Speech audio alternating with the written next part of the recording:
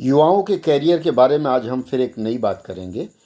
यह बात है भारतीय सेना ने सैनिक, चाहे आर्मी में हो, चाहे नेवी में हो, चाहे एयरफोर्स में हो, उनके भर्ती नियमों में नया परिवर्तन लाने की घोषणा की है और इस अमूलचूल परिवर्तन की घोषणा या इसका अनुमोदन कैबिनेट ने भी आज कर दिया है। यह जो योजना है, इस योजना का नाम रखा गया है अग्निपथ। चित्र से ही आप समझ सकते हैं कि आग से कूद के निकलना है।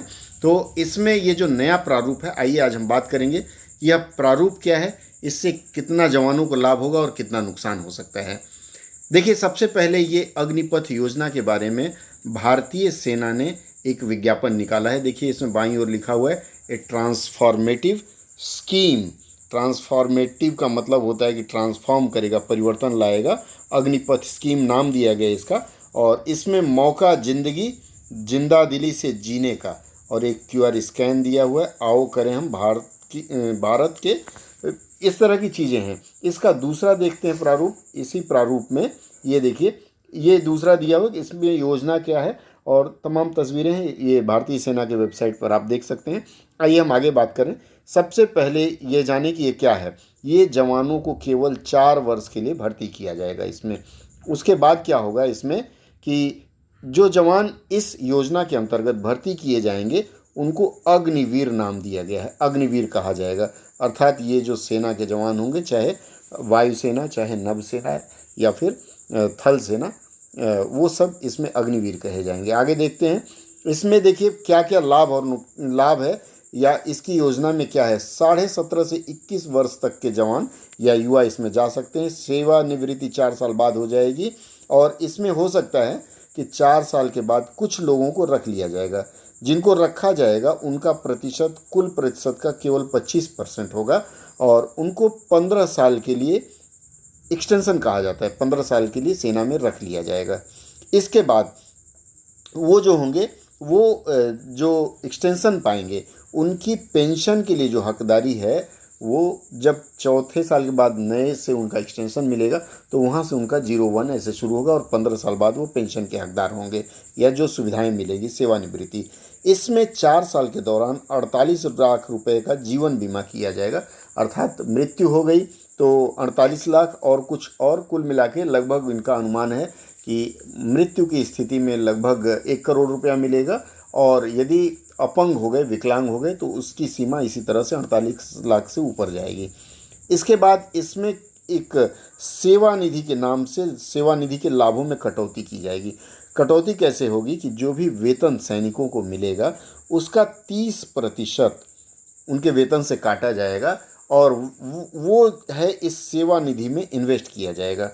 ये 30% उस जवान का वेतन कटेगा और 30% सेना देगी, अर्थात कुल 60% उसके वेतन का जमा होगा। और 4 साल बाद जब वो सेवानिवृत्त होगा तो उसके पास 2 विकल्प रहेगा, या तो पूरा पैसा एक साथ ले ले या फिर उस पैसे को बांट कर ले ले, जैसे पेंशन निधि वगैरह कहीं निवेश किया जा सकता है। देखिए, इसका भारतीय सेना ने या फिर प्रेस रिलीज में इन्होंने एक चार्ट दिया है। आइए देखते हैं इस चार्ट में क्या है।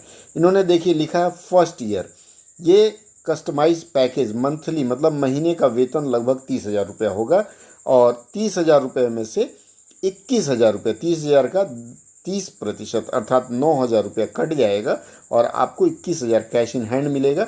इसके अलावा जो भी और चीज़ें हैं, सेना में जो भी अलाउंसेज हैं वो अलग रहेगा, ये आपके वेतन से अलग रहेगा। उसके बाद दूसरे साल में मान लीजिए आपको 33,000 मिला तो 33,000 रुपये में से कैश आपको मिलेगा 23,100, मतलब हर साल 3% की दर से वेतन वृद्धि मिलती रहेगी। उसमें 9,900 रुपये आपका कटेगा। तीसरे साल में 36,500 आपका वेतन होगा, जिसमें से 10,950 रुपये कटेगा और चौथे साल में आपका 40,000 वेतन होगा तो 12,000 रुपया कटेगा। इस तरह से इनका कहना है कि कुल आपका 5.02 लाख जमा होगा आपकी तरफ से और उतनी ही रकम सरकार भी देगी, अर्थात सेना आपके उस निधि में देगी। और ये कहते हैं कि 4 साल के बाद लगभग 11,71,000 रुपये आपके पास इकट्ठा हो जाएगा और उससे आप आगे बढ़ के कोई काम कर सकते हैं। अब देखिए, इस योजना के लाभ और नुकसान हम जान लें।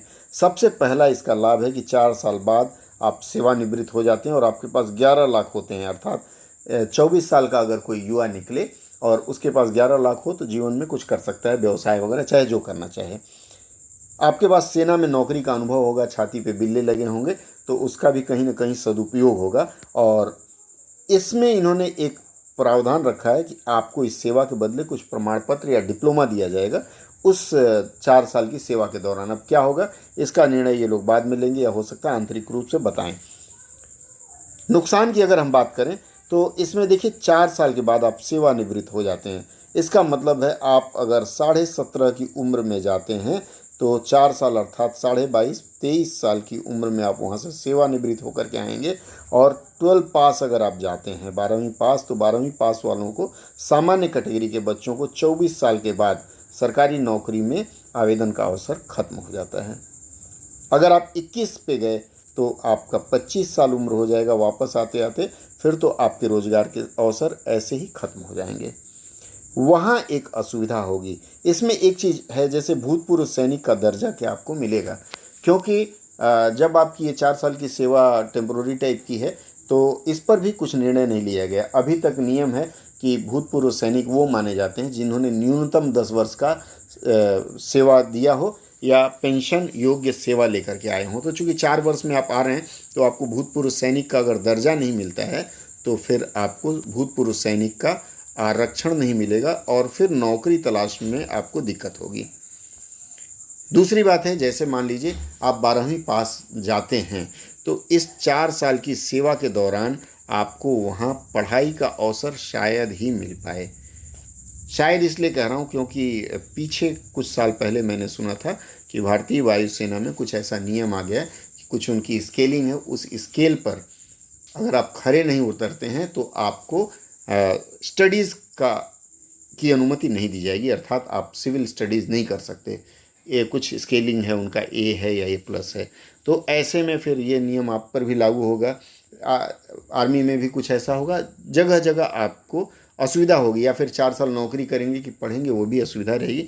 तो ये इन असुविधाओं को देखते हुए मुझे लगता है कि ये नुकसान की तरफ भी लोग बढ़ सकते हैं, और लाभ तो आप देख ही रहे हैं कि लाभ है ही है।